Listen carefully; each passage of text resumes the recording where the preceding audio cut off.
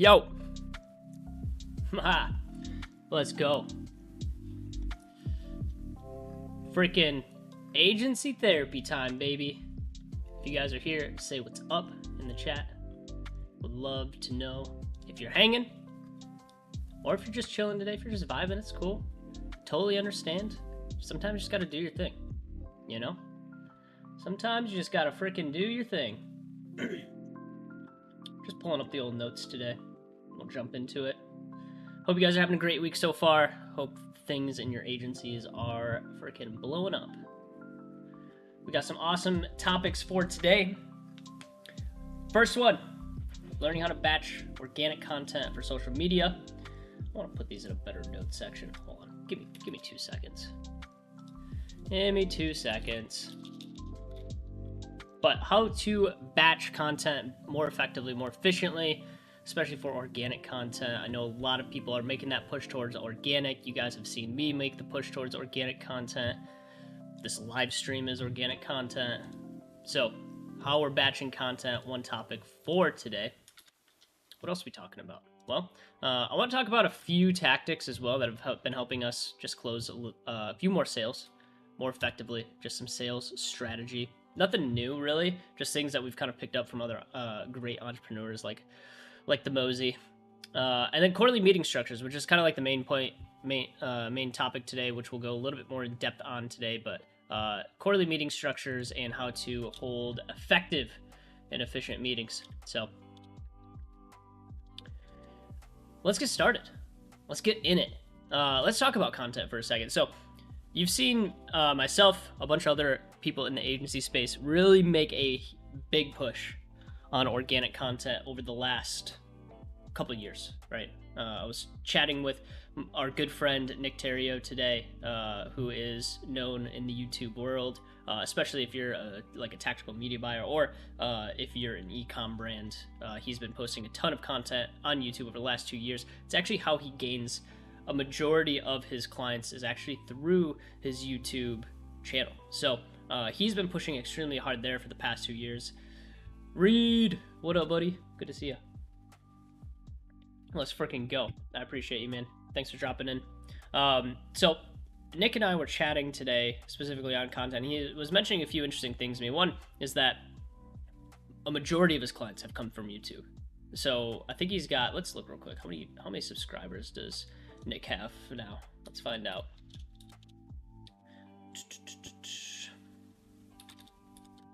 Nick Terrio.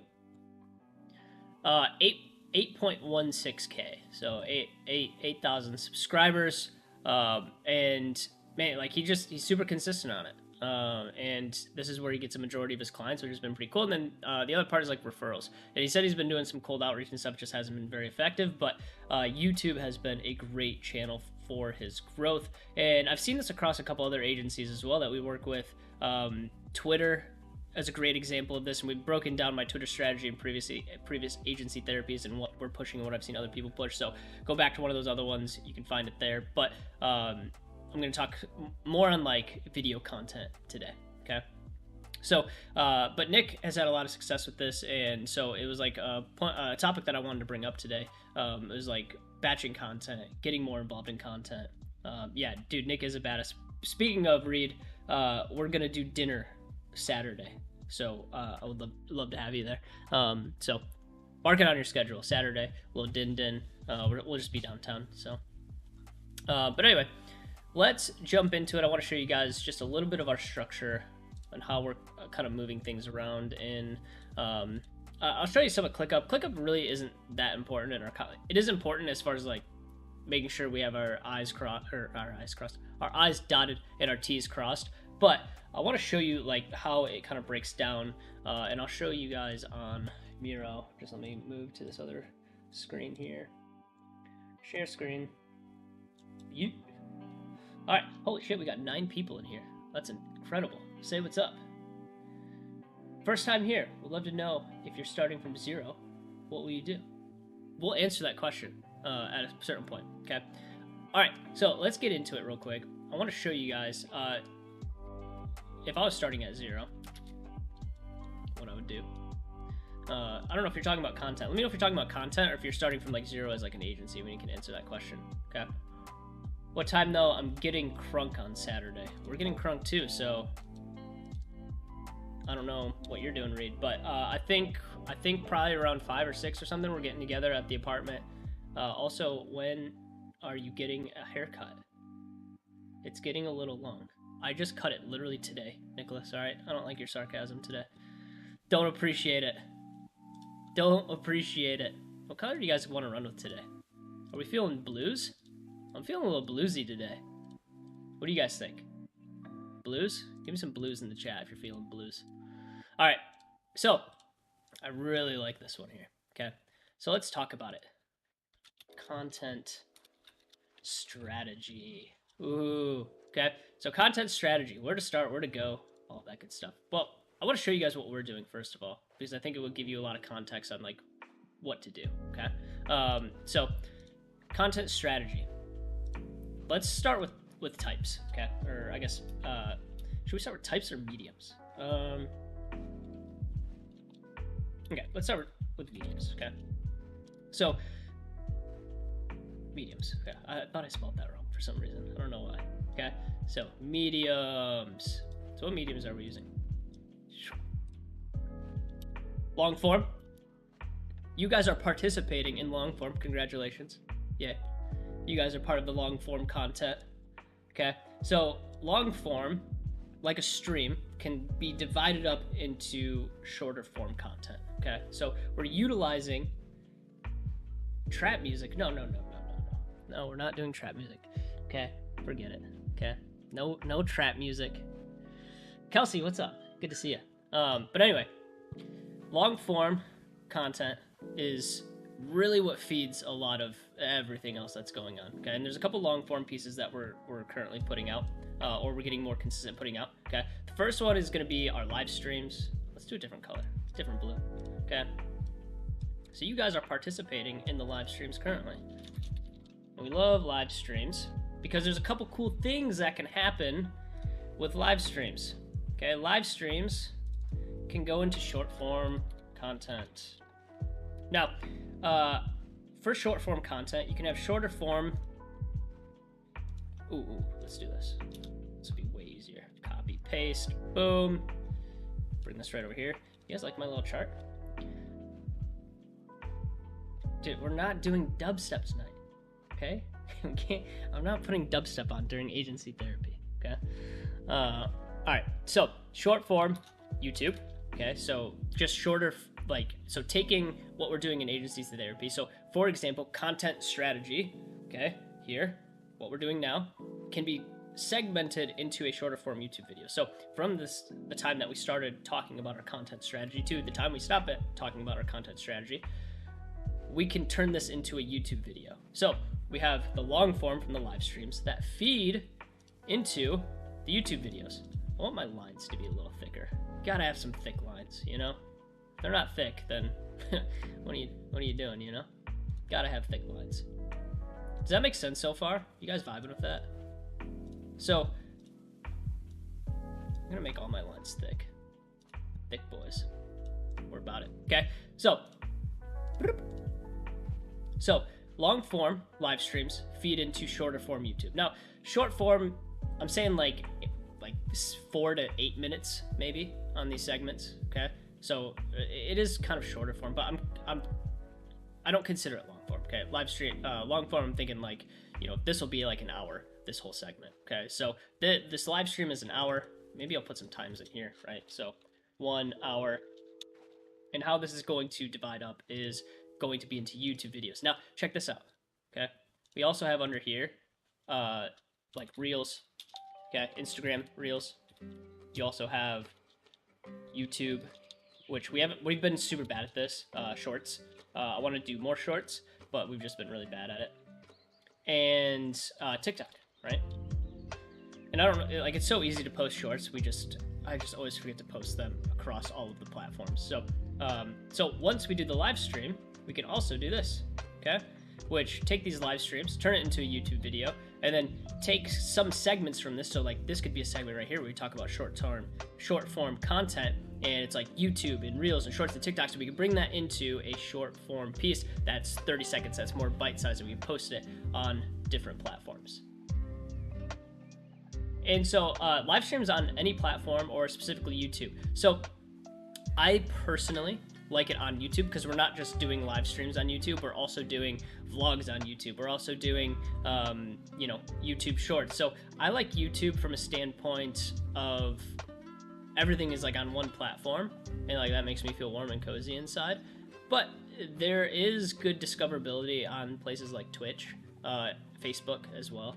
But for me, like Twitch is like very like gaming centric. Not saying that there's not like business stuff on there, but for me, like YouTube has like a very business oriented side of it as well. Like there is a gaming side, but it also has a lot of other types of content on there. So that's why I chose YouTube, and why I'll continue to push on YouTube, because what's really good about live streams on YouTube too is if you ever want to monetize your channel, one, you need 1,000 subscribers. So this is a quick, if you guys aren't subscribed yet, please subscribe. That'd be fantastic, trying to get to that 1,000, because then we can start monetizing videos. But the second thing you need is a certain amount of watch time in order to get monetization.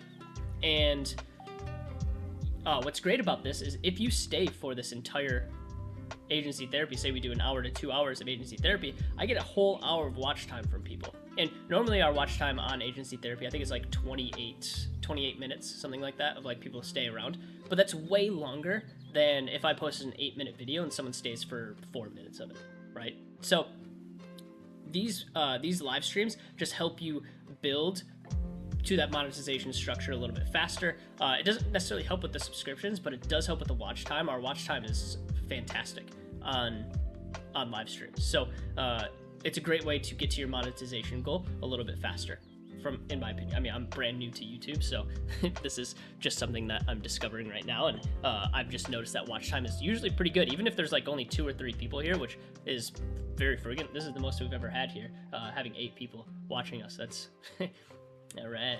Yeah, it feels good. But the more people that are here, it's really nice to have an extended watch time, right? Because we're building towards monetization faster. It feeds into the algorithm a little bit more. People are enjoying the content, so YouTube will actually push that further for you, okay? And then the other thing we're doing is vlogs on short form, okay? If you guys have questions on this, let me know. Vlogs are the last thing that we're doing, and the vlogs honestly are just something that I find fun and that I really enjoy doing, so we just do them as, like, they're not really for anything or for anyone or for a specific audience. It's just because I have fun doing them, and I think it's cool to kind of see the inner workings of the business that we're building. We need to build audience before long form, or you think we can create audience through long form. So what I love about long form is this model here, is that we can take long form and we can chop it into short form, right? And so what's nice about this is, we did and I'll talk about how we do content batching here in a second, but this live stream will give me 2 to 3 YouTube videos.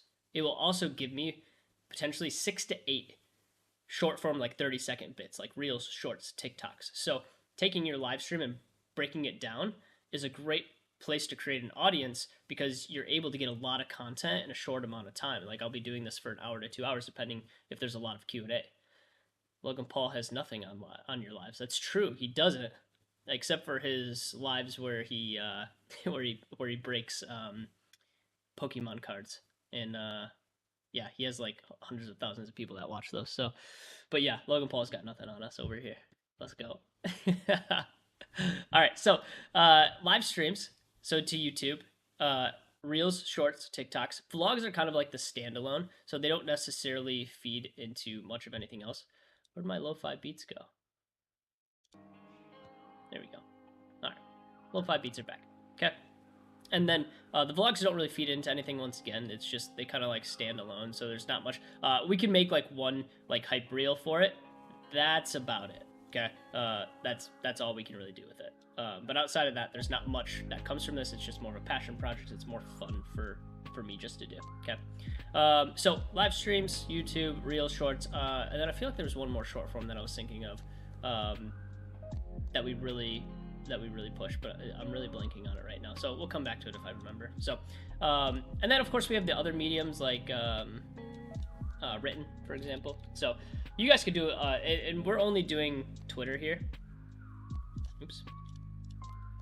So the only thing we're doing here is Twitter. Plug this in. Boop. And this is our only written content. We do have like some email stuff going on too. I'm more talking like organic content, not things that people are subscribing to. So written is Twitter. So long form, short form. We're not really doing any other long form. I don't really consider like our YouTube videos that are like under 8 minutes to be long form. I would still kind of consider that short form. You might not, but I don't know. That's just what I consider it. But this is how we're breaking down and how we're able to batch so much content at once. And what's great about this vlog is that we actually shoot a ton of reels and TikToks while we're shooting the vlog. So kind of like the idea of our vlog. Can I do this? There we go. The idea of our vlog is that it's like content day, right? And so every time that you see one of our vlogs, it's always content day. And we're always shooting content, and so we get a bunch of reels and shorts during this time as well, while we're filling like with the story of like creating content. But like, you know, different things happen. Like today, like Nick Terrio came over, we had some great conversation with him, so Nick will be in this next vlog while we're creating content. So it's like we try to bring like different personalities in, we try to have different storylines for each of the vlogs. That way it's not just like the idea of it is that it is content day, but content day changes every single time. So that's kind of how we're doing it. And this is really the main points of content that we're going after right now. And for us, like, we started here at Twitter. This was our main source for a while. Twitter was really great, and was really our main point of content for a while because we could be the most consistent here. Okay, so if you're like looking for like a really low barrier place to start, I would start here at Twitter. It's really easy to get going. If you guys haven't seen the part of the agency therapy that I talk about Twitter, go back to some of the other Twitter or some of the other agency therapies and look through the descriptions. You'll see the one where I talk about Twitter. It's a really good strategy. It's fast, it's effective, it's easy. You can batch it. It only takes like a couple hours to do all of your tweets for an entire week. And we've seen great growth. I started on Twitter this year with like 36 followers on Twitter, and we have almost 1,000 now, which I know it's not like anything crazy, but within 7 months now, we've been able to grow, 900 some followers, which is pretty cool. So, and we're doing the same thing here, and it's like, it's a long game, right? I'm so in it for the long game. I'm not even worried about how many people show up. Like, if one person shows up to agency therapy, that's awesome. And even if nobody showed up to agency therapy, which I'm sure like sometimes that has happened, I just haven't really noticed. I don't even look at the viewer count. Well, that's a lie. I do look at the viewer count, but I pretend like there's always people here. And so I can come in here and just make good content for some of the short form stuff that people will eventually watch, right? And so I guess like the moral of the story here is like you have to play it long term. You're not going to grow substantially. Like I'm willing to eat dirt for like 3 years doing this if I need to, because I know eventually we'll put something out that's exceptionally good and people will follow it. Okay, so got to be consistent. If you're not consistent, you're not going to grow and you're not going to get traction. You're not going to get leads from this. And we have started to get a really good consistent lead flow from a few different places. One, Twitter's been great for us, but also Instagram has been fantastic lead flow generation for us, simply because we're pretty consistent on there and we post enough value to start converting people and like getting attention, right? Like if you go on Instagram and if you've been following me for a while, like you'll see like our paid ads, you'll see our shorts and our reels, and you'll see like my Twitter content. It's like the idea of this is that you kind of be like omnipresent on every platform, and it's really hard to do that if you're inconsistent. But if you could do like one consistently for a really long time and then add another one and then add another one, then it starts to just really be effective because you're everywhere. Like you have like this bigger perception than what you actually are. Hi, Dean. Hey man, you're cute and I appreciate you. Thanks for coming. So just get started. Get started somewhere. It doesn't matter where. But I'm a big fan of doing these live streams. And if you don't like doing live streams, if you don't want to like like be like in the raw and like have to like deliver something, like you're giving a speech to someone, or like you don't have like a massive personality, which I don't really have a massive personality, but you could start with YouTube. Dude, I think YouTube is one of the most underrated platforms. It's just there's a barrier to entry because there's editing involved, and you have to do like some post-production in order to like make like a really good YouTube video. But you can outsource some of that for relatively cheap. And live streams, you don't need to do any post-production, right? Like a live stream is a live stream, right? I just hop on here and I use this thing called Stream Elements. It's really cool.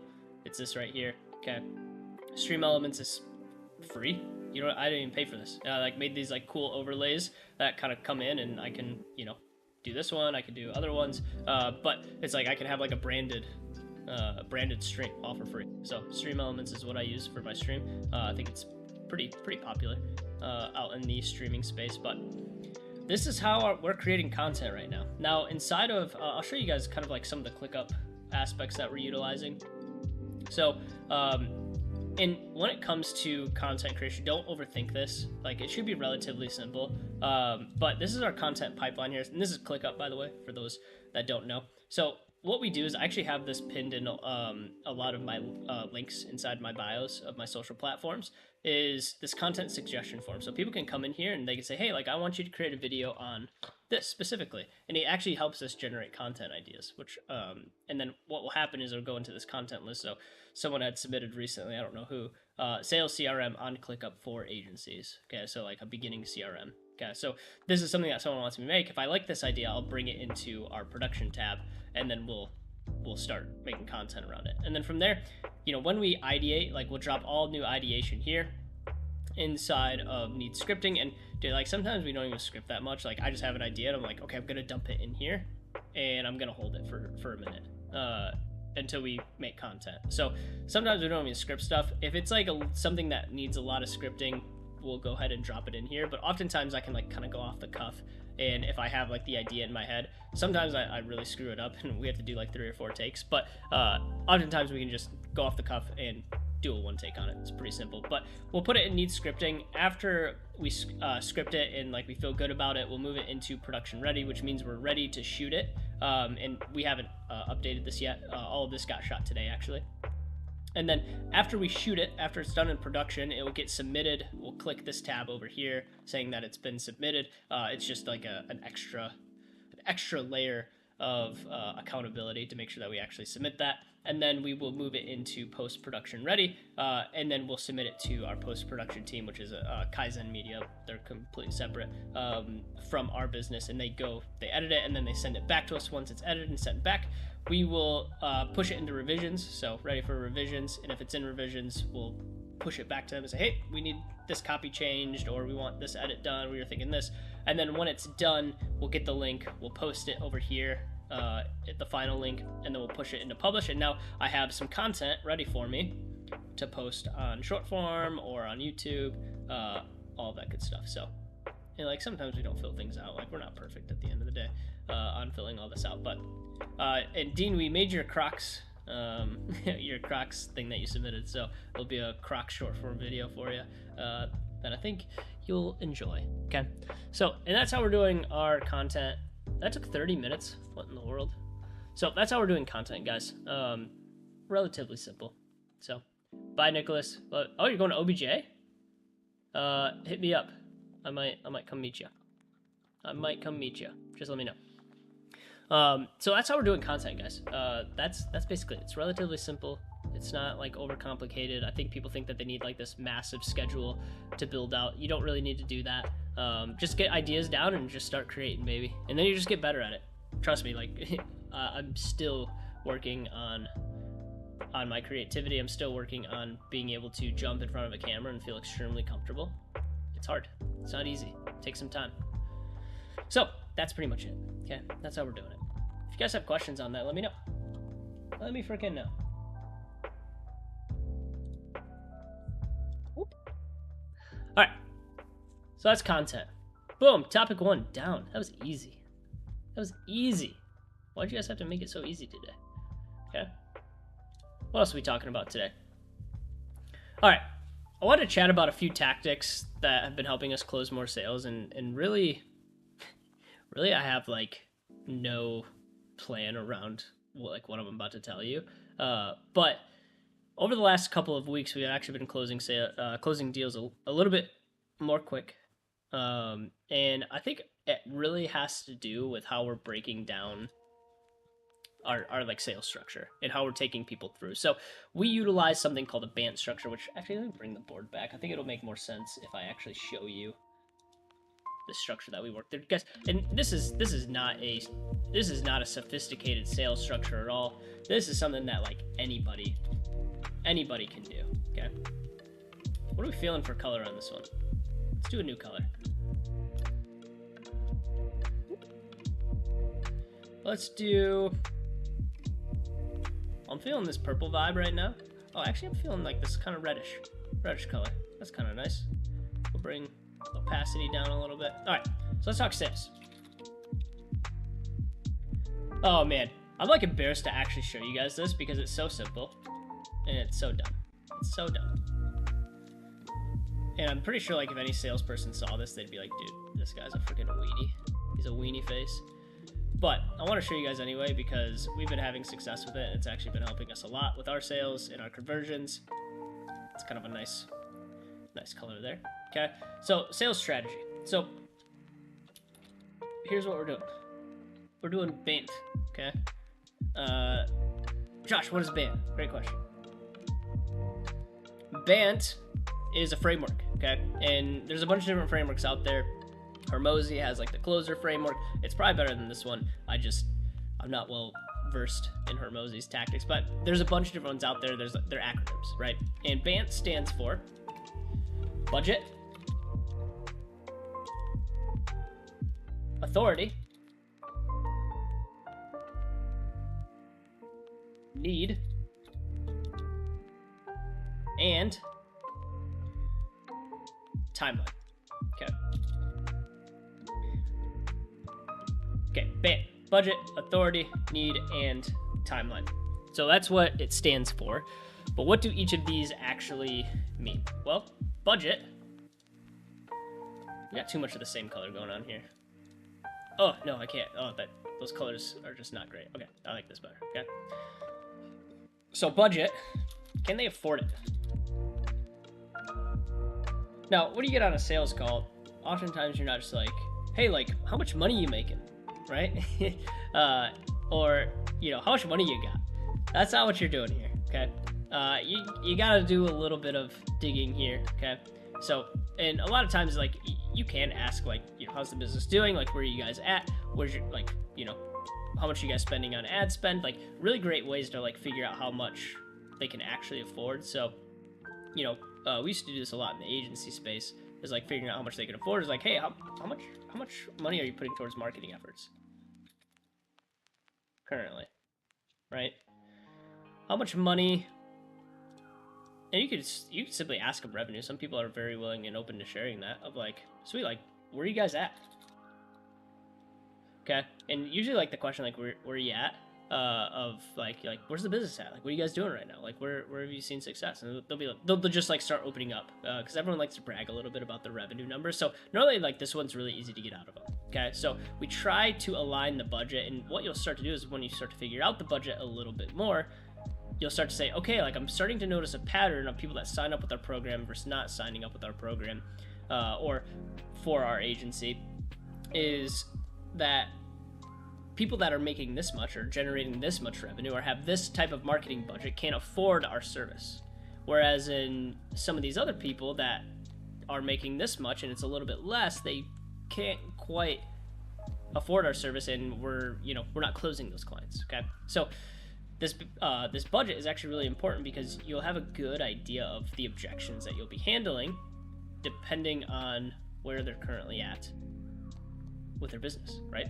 So this is a great one. And you have to figure this out because if they can't afford your service at the end of the day, then chances are there's a couple things that you need to fix. One being, like, why are they getting on the phone with you if you can't? Maybe you need a downsell. Okay, so we need to figure out budget really early because if they can't afford it at the end of the day, then it's gonna be really tough. Or maybe there's objections that we can handle later on with whether you offer financing, whatever it is. Okay, But budget, super important. We got to be able to figure that out because we have to be able to battle that objection if it comes up. Okay. Authority. Are they the person? What do I mean by that? Are they the person? Okay.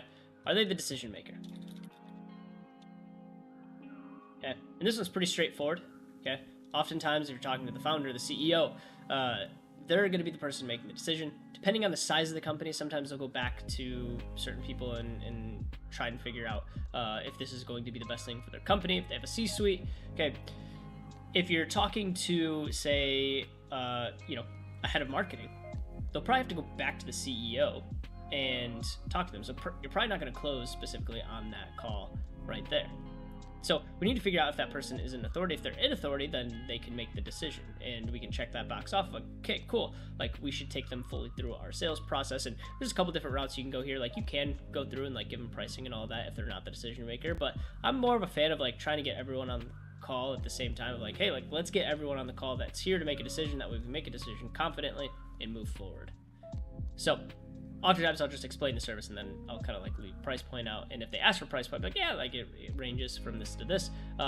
It really depends. And I'll often be like, let's try and get everyone on the phone that needs to make the decision. And if not, if they're not there, then, we talk about price point. I'm not afraid of doing that, but oftentimes, like if it's a high price point, you can sticker shock them and be like, no way. And then they'll just kind of walk away from the decision because you're not talking to the decision maker, right? So we want to get the decision maker on the phone, and if they are the decision maker, great. There's a chance that we could close them on the first call.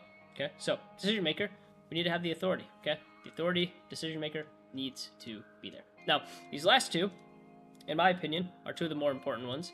These ones are really easy to figure out, but these next ones, they take a little bit more homework. Okay, so need.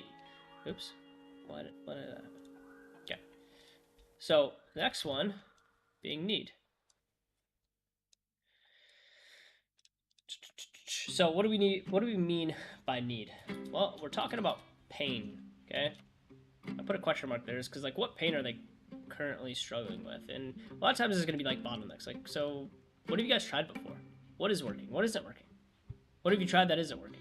Okay, and we try to draw that pain point out of them because we're going to start utilizing the pain point as fuel for later in the conversation of like, hey, like you've got this thing wrong, this thing wrong, this thing wrong, and our service solves that, right?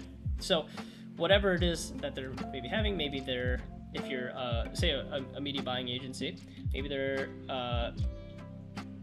CPA is too high. Okay, if you're talking to a brand, the ROAS too low, creatives suck. Okay, whatever's happening here. Okay, so what are their pain points? What are they really struggling with? Why did they reach out to you in the first place? Like, why do they feel that you are the solution to the pain that they're having? So what we need to do is we need to be able to start writing these things down of like, okay, CPA is too high, we can help with that. ROAS is too low, we can help with that. Okay, whatever it might be. I'm not a technical media buyer, but I know that those are some words that media buyers use. So throw them in there. Okay, so we need to figure out the pain. We have to draw up that pain. We really got to make them feel it. So when we go and talk to them later in the conversation about our service, we can go back and say, hey, we can lower your CPAs. We've done that before with this brand, this brand, this brand. It aligns with your brand. And this is the tactics that we utilize to go and do that. Okay. So we need to be able to draw that pain out and be able to tie them down to that pain later in the conversation and be able to relate back to it, because we're going to come back to that pain at a certain point in time. Okay. And then lastly, we have timeline. So once we've drawn out the pain, and this is usually the last thing that we talk about before we jump into our pitch, is timeline. Okay. When do they want to fix it? And literally, I just asked that question, right? Dude, people love to share about their business revenue. It's so funny. Which part's your biggest problem, Kelsey? So, timeline, when do they want to fix it? Okay? When the heck do they want to fix the problems that they're having? Like, hey, dude, like, when are you trying to turn your ROAS around? When are you trying to turn your CPA around? When are you trying to get better creatives on deck? And every single time, I've never had this not happen, they go, well, yesterday, immediately, right now. Okay, great. Once again, another tie down that we can come back to of like, they're trying to fix this now. So for them not to sign up for your service now is counterintuitive. Doesn't make sense. So we'll use this later on as a tie down, okay? And this has been the very simple strategy that we've been using, very simple sales structure that we've been using over the last 3 or 4 months. And it's been great. It's been working extremely well. We've had more one-call closes than ever. We've had 2 or 3 just this week. So if you could figure these things out, if you can make them feel enough pain, if they are the decision maker, and if you have the solution to the pain that they're having, and they have a need for it right here and right now, then you should be able to close them relatively fast. And the whole idea of this is to shorten that sales cycle up. So this is just a little sales strategy, a little sales structure. It's simple. It's in, I feel like every single sales book, a lot of people speak on it. I feel like I probably didn't do it quite justice, but hopefully that's helpful for you guys. Hopefully you can close some sales down a little bit faster and be able to apply some of this strategy here. Give me some thumbs up in the chat if that's making some sense.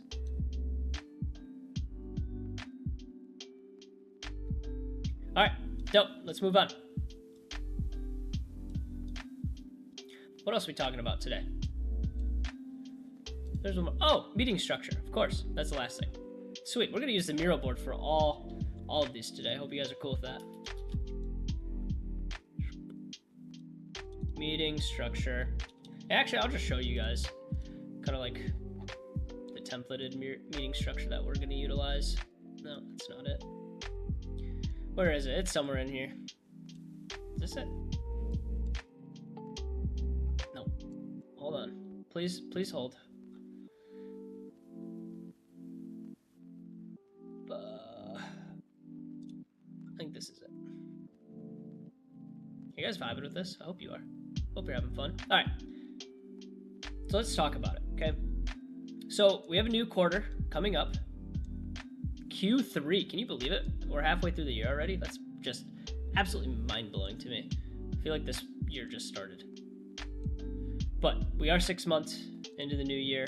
6 full months into the new year. It's not even a new year anymore. It is almost an older year than it is new. That's such a stupid thing to say. But our quarterly offsite meeting, okay, is super important to our team, at least. And here's some of the things that we're going to be covering. And before I jump into this, I want to put like a mental note in your brain of like kind of what we're thinking about as we're going through these meetings. So there's really 3 main points that you should really be thinking about here. Let me do this. I'm going to do another tab because I want to switch between 2 mural boards real fast. I want to mark this one up. So there's a mental note that I want you guys to make, okay? I literally just made a reel about this today, so you guys will see. You guys are getting the sneak peek. You're getting the first look. So if you're here right now, congrats. You're getting a first look at what I'm going to be talking about later in future content, okay? Meeting structure. We're going to go back to that other one here in just a second, okay? But there's essentially 3. Gotta do a different color. Can't be the same one. Okay. For this meeting structure, there's like literally 3 things that we're thinking about constantly, and everything is revolving around these 3 things. You guys ready for it? Okay. Here we go. 1. We're just gonna do this in one box. Okay. Let's make it bigger. This big. Okay. So number 1 being generating revenue. Okay. So everything that we're going to be talking about in this quarterly meeting is going to be revolving around generating revenue. Okay. That's the point of a business. Okay. Is to generate revenue and collect profit. So if it's not around how to make more of that, then we're not going to talk about it because it doesn't matter. Okay. So generating revenue, one of our biggest talking points. What do we got to do to make more? Okay. The second one, expand revenue. Okay, so this is the second thing that we're constantly having inside of our head as we're leading through these meetings is how are we going to be looking at expanding revenue with current clients? How does a client that's paying us $2,000 per month, how do we get them to pay us $3,000? $4,000, $5,000 per month? How can we expand how much money they're spending with us, the lifetime value of that client over a year's time? So how can we do that? How can we get them to spend more with us? And I know it sounds kind of shady. How can we get more money for them? But this is what you guys should be thinking about. How can we generate more revenue? But how can we also expand revenue with current clients that already love us in what we do? And the last thing, numero 3, what is it? Generate, expand, retain. How do we keep people longer? How do we take someone from a 90-day program, a 90-day agreement, and expand it into a 12-month, into a 24-month agreement, okay? What can we do to make sure that we're keeping our people for a long time, and not just expand with them, but also, like, hey, if we can't expand with them, hopefully we can keep them, right? And they can keep paying us over a long period of time. And in my opinion, when you're in these meetings, if the topic does not revolve around how to generate more revenue, how to expand your revenue, how to retain your revenue, it shouldn't even be on the meeting agenda. Just a personal opinion, okay? I think Hermosi actually posted a video about this today. But I think he just talked about generating and expanding. I would love to hear him talk about retaining revenue. So, Hermosi, if you're here right now, if you're in the chat, just a little feedback for your video. It was great. It was 10 out of 10. But add that retention in there as well. How can we keep clients for a long period of time, especially if they're not going to be expanding their revenue? Okay. Now, let's talk about kind of what we do. So, the purpose of the quarterly meeting is to measure against your yearly objectives. And this is what we do every single quarter, like clockwork. We don't miss it. We have to do this every single quarter. And we always recommend an offsite meeting, something outside of the office space, something away from the home office. Okay, get outside of your normal zone where you can have some creativity, where you can, just be out of the norm, okay, out of the day-to-day. Get somewhere where you can have just more open-mindedness, okay? So, who's going to be involved? Well, oftentimes it's going to be a leadership team. We have a pretty small team, so pretty much our whole team is involved in this. We only have 4 people on our team in total, so the whole team is involved. Once again, offsite location, and then maybe like once a year do like a retreat with the team, like if of course, the budget allows for it.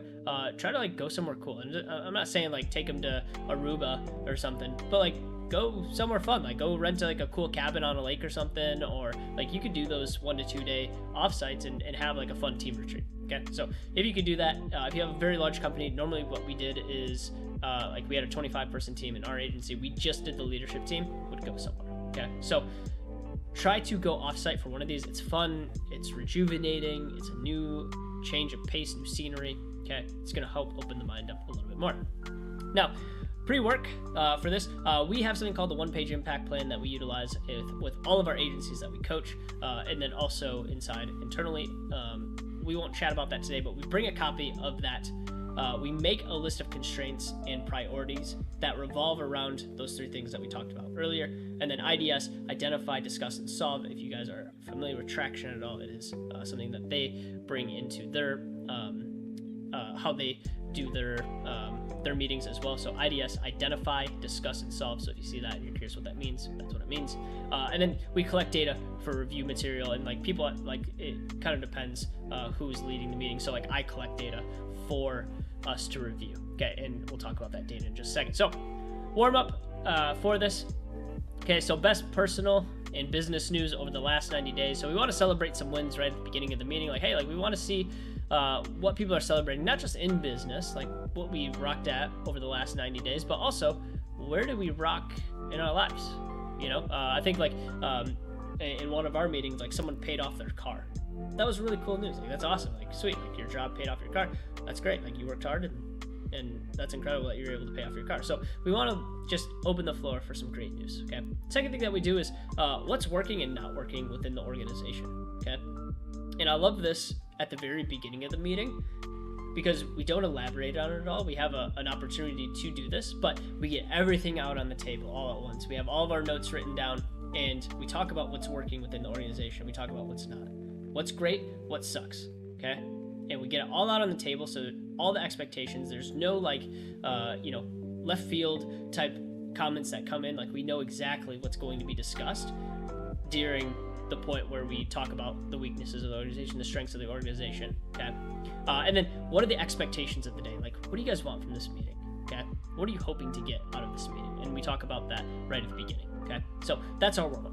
After that, we jump straight into our data review, projections, P&L, profit assessment. Now, we're completely transparent with our team on all data within our business, okay? So the team gets to see all the financials, everything that happens within the business. Now, will it always be that way? Probably not, depending on how many employees we have as we continue to grow. I wouldn't share this with everybody, but as a core leadership team, everyone should have transparency on all of the data within the company. So we show everything from expenses to how we're profiting, cash in the bank, projections, okay, everything, okay? So we do all of that inside of a data review. And then after that, after we review the data and just talk about it, and there's really not much that comes out of that, outside of just like, hey, here's where we are. We go into our SWOT analysis. So strengths, weaknesses, opportunities, and threats. SWOT analysis have been around for a very long time. I think they're great. Great exercise to do. So we create a nice little worksheet and we create a weaknesses list, and then we talk about strengths, of course, opportunities, threats to the business, and then we identify, discuss, and solve any weaknesses, any threats to the business. We talk about opportunities to, once again, help grow, retain, expand with clients, okay? And we do that all within this segment here, okay? After that, we recommend doing something called the People Analyzer, and it's really something that is just kind of measuring the team's KPIs, right? So when we had a little bit larger team, like we just went through everybody within the organization of like, hey, like how are we doing with this person? Like, are they hitting KPIs? How's their attitude? Like, are they contributing? Are they a good fit for our culture? And we kind of like rank people on like how they were doing across the entire scope, okay? And oftentimes, like if someone was like a 2 or a 1, it was like why are they a 2 or a 1? Like, do they need to be exited from the company? We'd have those discussions right then and there, because those kind of people suck the life out of a culture, and we want to make sure that we have all people that are 4s and 5s as much as possible. Anything 4 and below is like, hey, like we need to have a conversation with this person on like what's going on, or simply like we would have something that we just held on to for so long, and this People Analyzer made us come to the conclusion together, like, hey, like we have held on to this person too long, they're not bought in, we need to just let them go, okay? And when you come together and you actually stop and think about it, then you have an opportunity to do this, or if someone's absolutely knocking it out of the park, which is what I love about the People Analyzer, you'd be like, dude, like we need to give this person a pay bump, we need to, do something special for them and be able to reward them for their efforts, okay? And then we review and measure the success of our impact items. So impact items are simply things that will help us grow revenue, retain revenue over the next 30 days. And we identify, discuss, and solve any of the current constraints or priorities that need to go onto our new impact list. So we do 30-day sprints. So 30 days, all the things that we need to get done in 30 days. It's super narrow, it's super focused, and we just go as fast as we can through those 30-day impact items. It's a relatively long list. I would say each person on our team gets like 4 to 5 things that they're really focusing down on that are going to take them some time to build out, and then we work through those pretty quickly, and then we always remeasure if we need to and reset new ones if we move them through them too fast. But every 30 days we're revamping a list of really important items that are going to help us grow revenue, retain revenue, or expand revenue with clients. And after that, next steps. Does everyone feel good in the trajectory of the next 90 days? Does anyone have something to bring to the table that we didn't get a chance to cover? Okay, and I love this question here because oftentimes people are like a little reserved. If you have like a little bit larger leadership team or someone new comes, like, hey, let's open the floor back up for anything else that we wanted to discuss. Like, this is your shot. Bring it, put it on the table, leave it all out there. We want to be transparent. We want to have candor. Okay, if there's any problems, let's bring it up right here, right now. Okay, and then lastly, we do a conclusion, feedback on the meeting. Okay, so what did you guys think of the meeting? Things you liked, things you didn't like. How would you rate the meeting on a scale of 1 to 10? Everyone goes around, gives a rating. And were your expectations met from this meeting, from the beginning that we talked about? And everyone says yes or no. If it's a no, then we stop for a second. Okay, like, what did we not cover? We had a chance, but like normally it's a yes. And then we're done. And normally we can get this done pretty quick. The time that we kind of set aside for this is roughly 90 minutes, but normally we're done in about an hour. It's pretty fast. It's pretty aggressive. Like a lot of, like, especially when you come prepared to these meetings, we don't spend a lot of time in meetings. Like we go fast. Okay. And so it leaves time for, like, you know, after this, like sometimes we'll get like a team dinner, or like we'll do like a team outing. And so these quarterly offsites are just a really great time to take a step back, zoom out from your business, take a macro view of what's going on, and start to fix some of the things that you're like, okay, like, yeah, like I've been noticing that this has been going wrong. We haven't been doing this appropriately. This person is not quite a fit for our culture anymore. So it gives you a macro view, it gives you a chance to really slow things down, especially when you're running an agency, when things are so fast, they're so aggressive, they're so accelerated. You have a chance to take a step back, take a big deep breath, and do a little planning, okay? Get everyone realigned and back on track, okay? We do this every quarter. And then we also do just revamps of our one-page impact plan every month, which, once again, you guys probably aren't sure what that is, but if you guys read Traction, they have a plan in there that they recommend. It's a little bit longer than one page, but there's a bunch of different page plans out there that will help you essentially run your business. So that is what we're doing for the quarterly offsite meetings. Hopefully that's helpful. If you're just joining us and you missed the entire spiel on everything that we talked about so far, sorry. But you can also rewind. That's the great thing about YouTube streams, is you can actually rewind and watch it from the beginning. So go back, watch it, get some good knowledge from it. But guys, this is, I mean, these meeting structures here, these are what we used inside of our agency. 25 people, had a leadership team of about 5 or 6, and grew to multiple 7 figures in revenue. And this is what we did every single quarter, and it worked extremely well. So go apply it to your agency, and I think it'll do great things. So if you guys have questions on that, let me know. And boom, look at that, 558. Wow, dude, I've got this thing down to a science now. I don't want to brag or anything, but I'm gonna brag for just a second. I've got this down to a science now.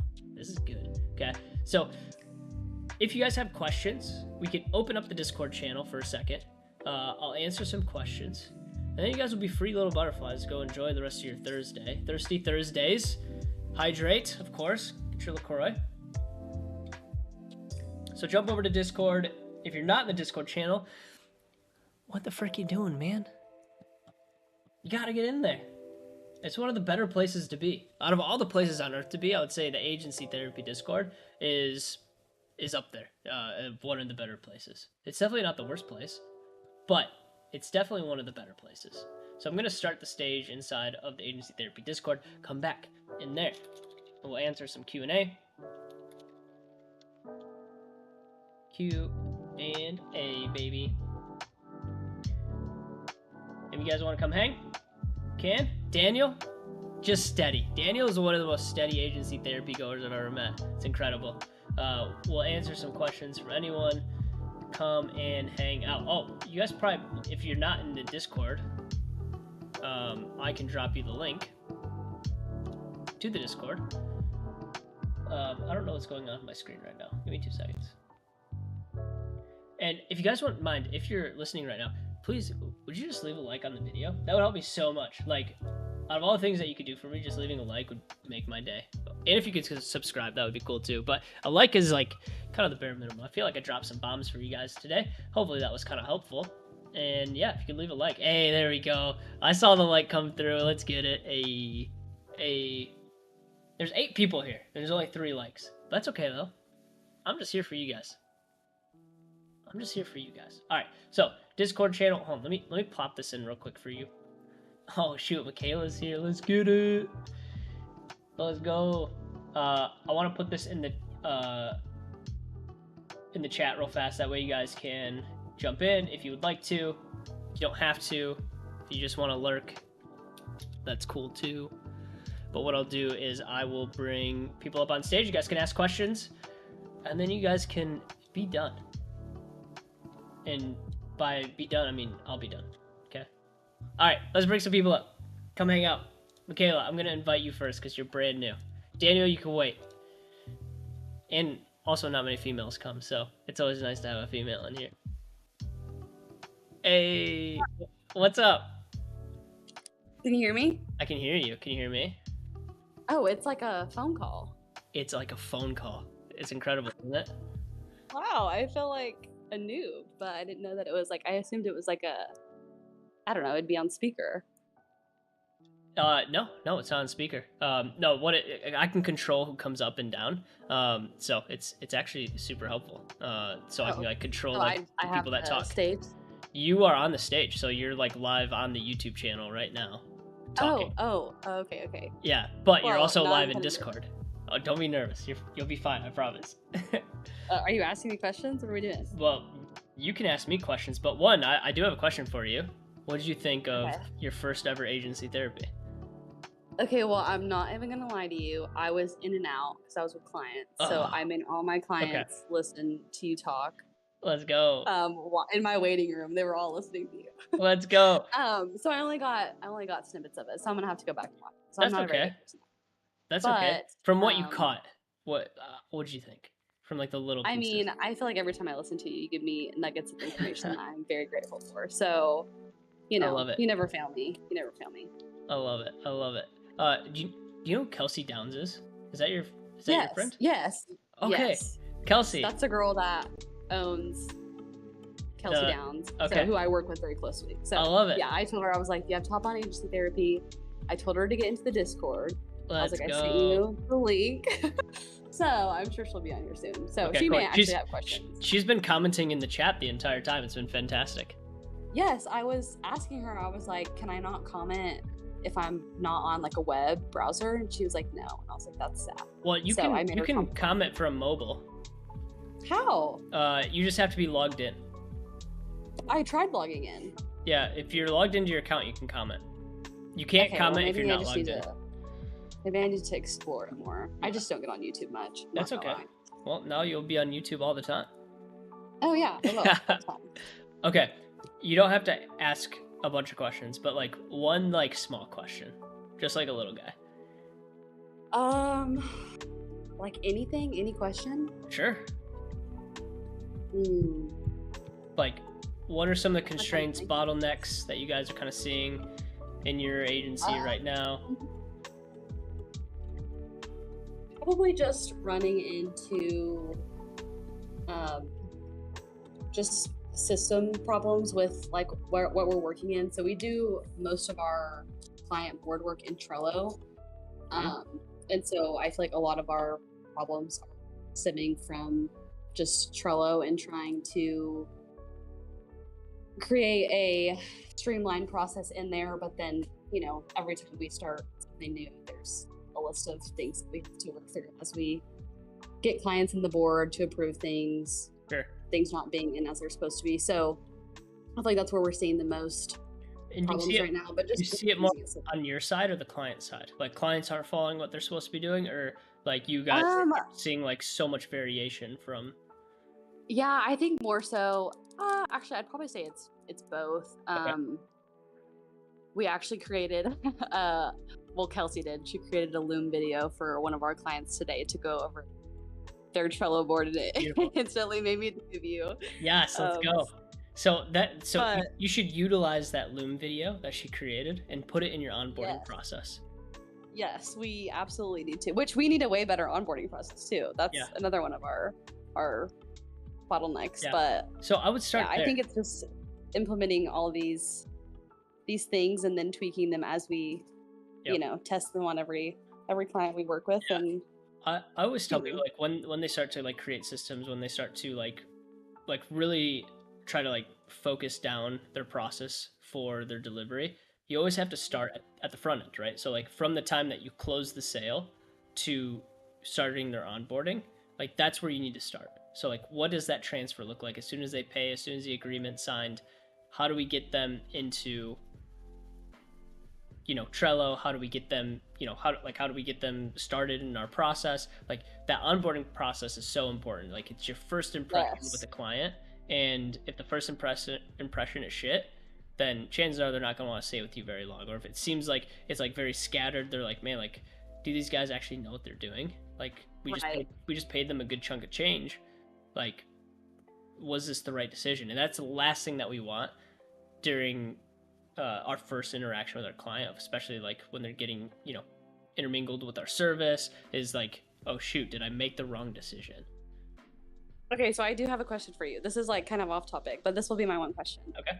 So I know in the past, whenever we've worked together, we use Slack very religiously. Yes. Is Slack something that you guys or just you see like utilized, or is there something that you feel like works better, like Yeah. Good. Discord or? Yeah, good question. Such a good question. I actually get this question quite a bit too. Okay, that makes it better. Yeah, so communication is key. Okay, obviously with clients. That's like a duh thing to say, but you have to understand how your client best communicates, and sometimes Slack isn't it. Like, so Slack, like, they have to have some sort of paid channel in order to stay in. Right. So they're gonna have to pay for Slack, and oftentimes I think that's like a barrier that Slack has. Now, for me, like, I work with agency owners, so everybody uses Slack in the agency space. So Slack is like really easy for me to integrate into agencies because 99% of the agencies I work with are going to have Slack. And if they don't, I require them to get it. I'm like, hey, like, you have to get Slack. If you don't get Slack, then our program's not going to work for you.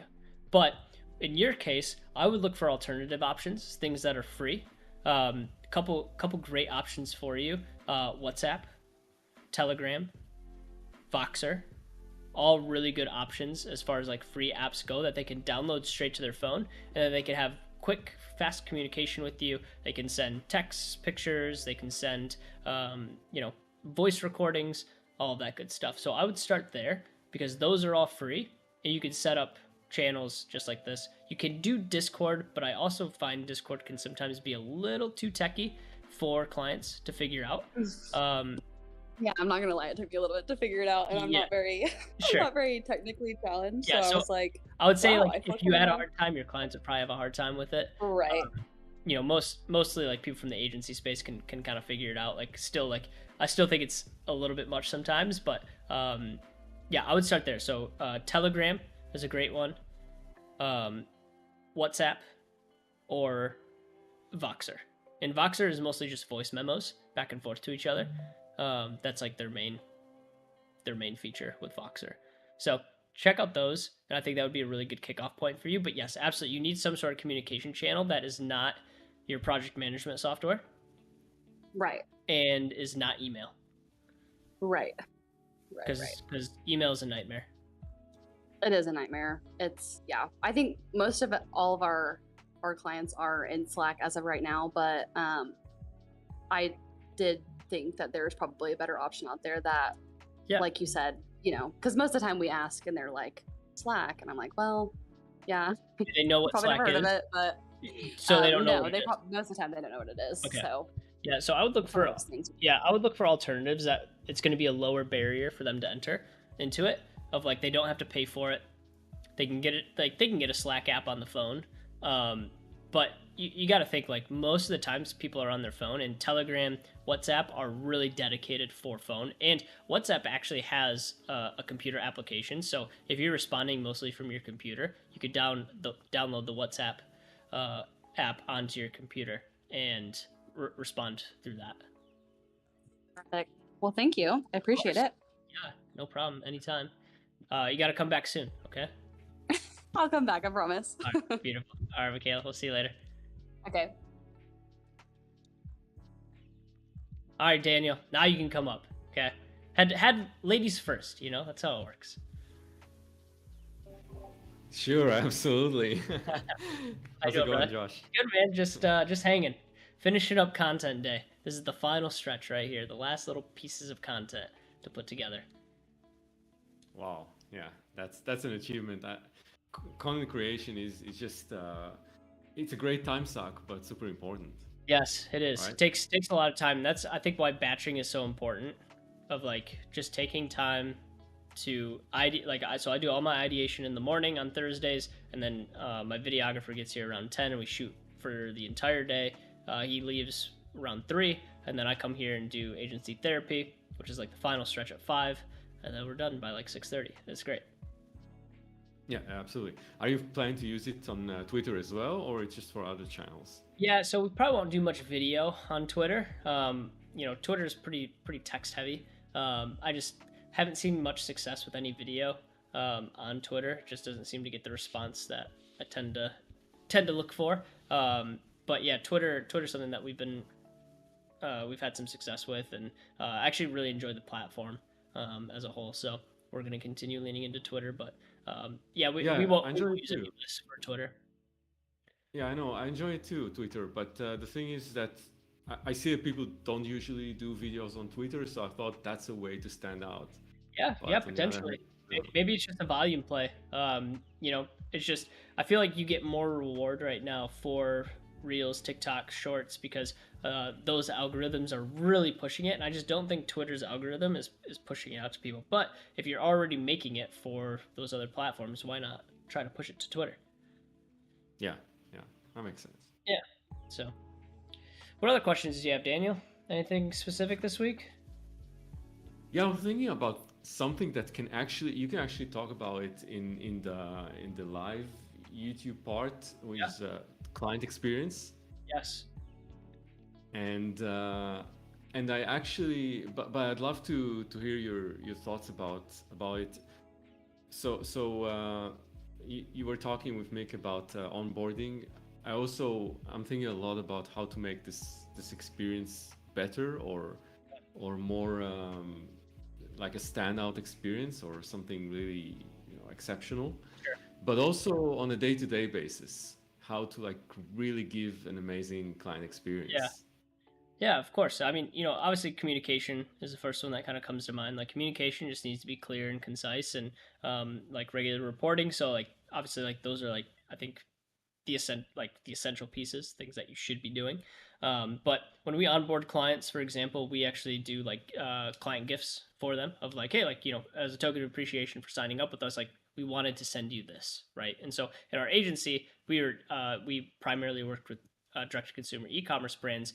We would package up this really cool branded box. It was like a matte black box with our logo on top of it, and inside we'd include like a snow teeth whitening kit. We would include this cool like cocktail mix that was an ecom brand that we were serving, and a bunch of other cool stuff from other ecom brands that we were working with at the time. And we packaged that up, and we would actually overnight it to them next day overnight, and it cost us roughly like $100 to like put all of that together and ship it out to them.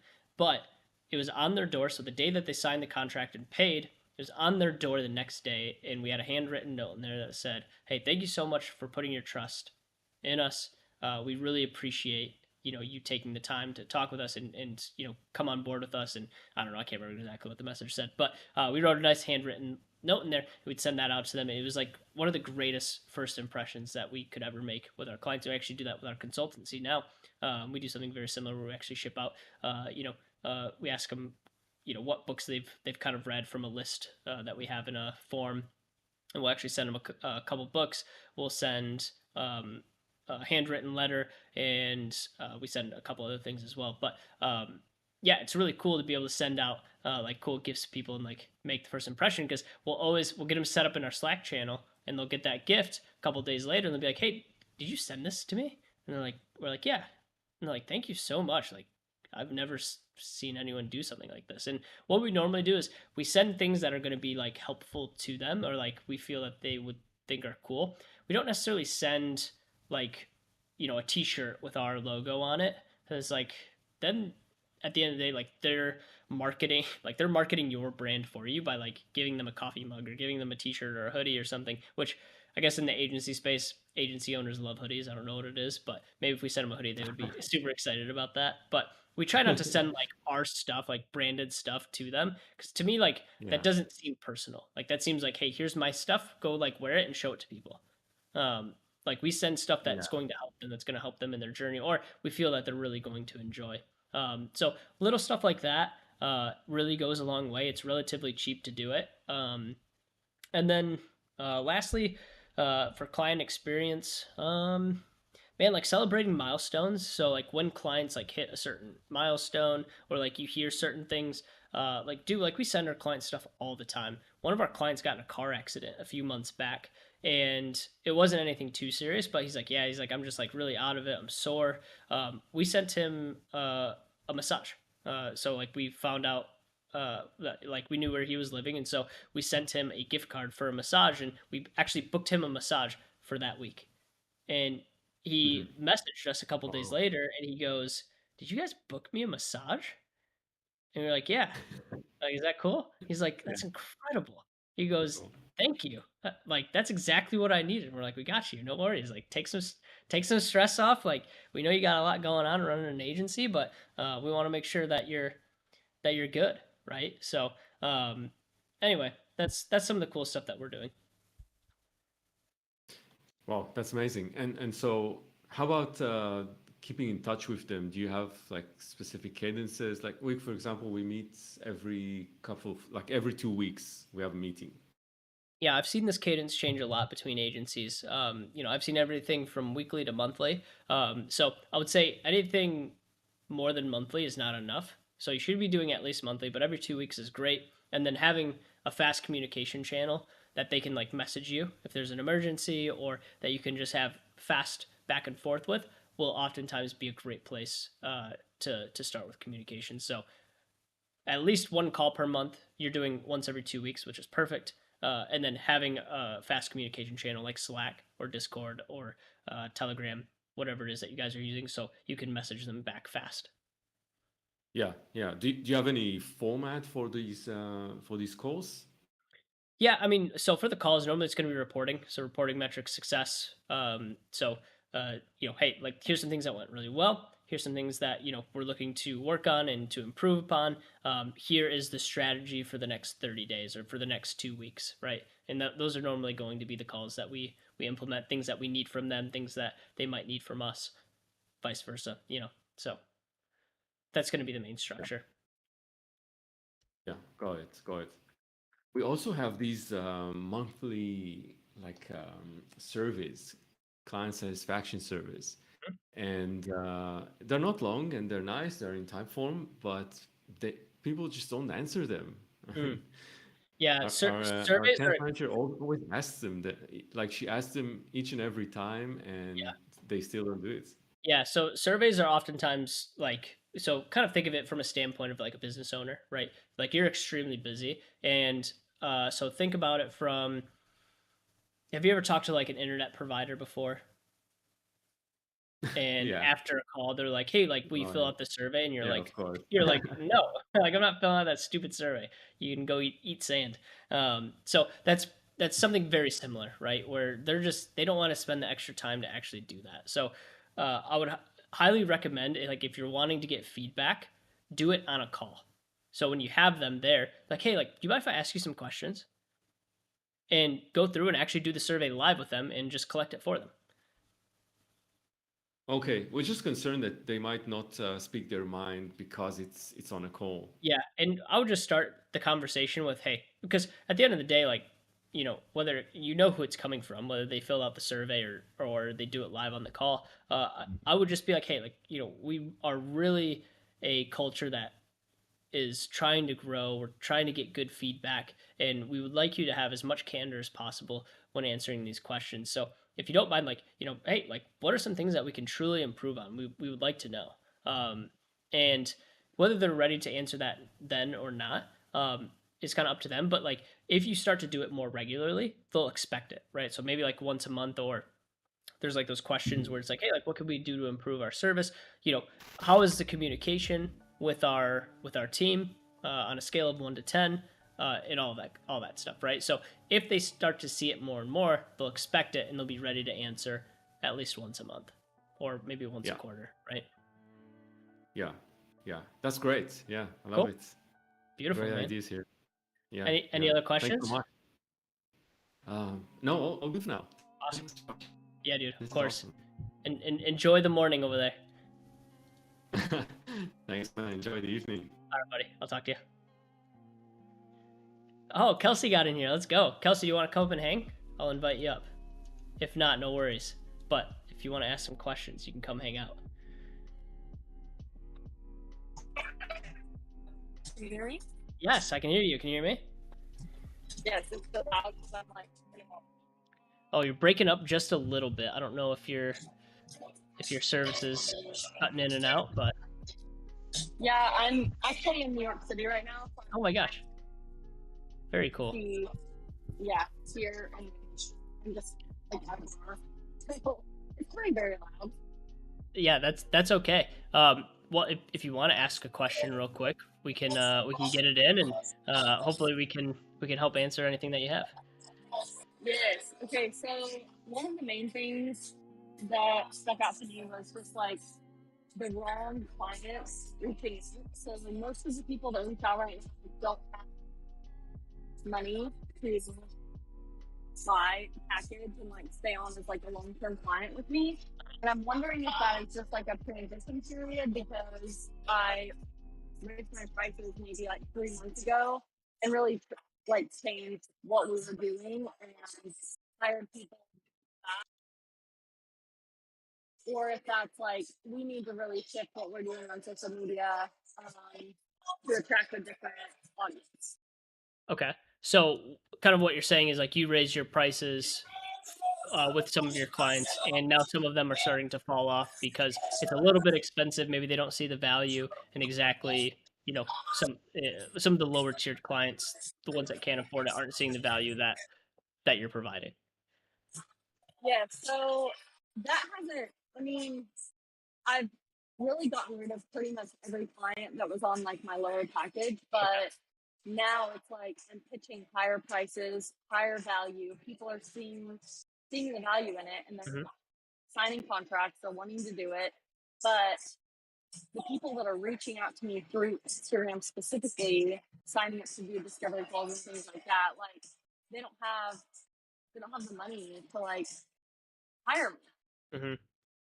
So Yeah. it's not previous clients, it's mostly like the new people that are reaching out. And so I'm wondering if like the content we're putting out is just, which Michaela and I have talked about this, but like we really think we need to like rebrand. I don't need my name on anymore. It needs to be like completely separate. And then like we need to start producing content that's like way higher so that we can start pitching these higher prices. Yeah. Yeah. Well, so here's what I would say is it sounds like you need to do just a little bit of avatar work of like who's our ideal client? Because if the current client base that you're serving can't afford your service, then you need to be able to figure out who can afford your service. So, and I think Michaela gave me a little insight on this yesterday of like you guys are doing like service business, more like some like maybe like brick and mortar type stuff that maybe they don't have the budget, right? And Yeah. if they don't have the budget, then we need to find you an avatar that has the budget. And I think she said like potentially moving it over to ecom. And it's like a lot of ecom brands have a great budget to allocate towards social media and getting their social media managed. So what I would do is like really dig deep for in your next meeting with each other of like, okay, who do we want to serve? Who can afford us? If we're moving into ecom, what brands can afford our package, right? Are they brands that are doing, $50,000 per month? Are they brands that are doing $1 million per month, right? And I think you'll kind of start to figure out like, okay, this is who we serve, and this is who we really need to go after. Okay. Yeah. No, I think that's really good. Okay. So We can do that. yeah, absolutely. And we have a call scheduled for next week, I think, right? Yes. Yeah, Oh, we do. beautiful. So we could dig a little bit deeper on that call and hopefully help you fix some of the avatar pieces and try to figure out, hey, like what's the direction that we should go? Because right now the current clientele doesn't seem doesn't like doesn't seem to want to pay the prices that you guys are clearly worth. Yeah, and it's hard because it's more of like the word of mouth that is like willing to pay the amount. So I'm growing a lot. I have people that are willing to pay the amount, but Hmm. people specifically that are reaching out through Instagram are not. I would really like that to be at that price range, and so I think my content is just targeting a lower price range clientele, and so Yeah. I think yeah, I think figuring out who that ideal client is, who are we currently signing, who's really happy, and then like, yeah, I think Michaela can help me kind of dive deeper into that also. 100%. And the other thing you could do is you could have two tiered packages. You could have something that's meant for someone that has a little bit more flexible budget, and you could have something for like a lower budget, right? And so um, you could do that and just make sure that whatever the lower budget is, the deliverables are easy to deliver. Maybe just like posting versus like actually curating content. So you can have multiple packages for different tiers of clients. Just make sure that the workload is correlated to the price. Yeah. Yeah. Absolutely. Okay. Cool. Cool. Well, I look forward to our talk. Yeah, absolutely. Well, it's great to meet you, Kelsey. I'm excited for our talk next Yeah. week. Okay. Thank you. Awesome. All right, friends. Much love. I hope you guys enjoy the rest of your week. If you need anything, don't hesitate to hit me up if you guys don't mind. Like, subscribe to the YouTube channel. It's been a pleasure doing some agency therapy with you guys this week, and we will see you next week. We're back, same time, 5 p.m. Central Time. We'll see ya. Peace.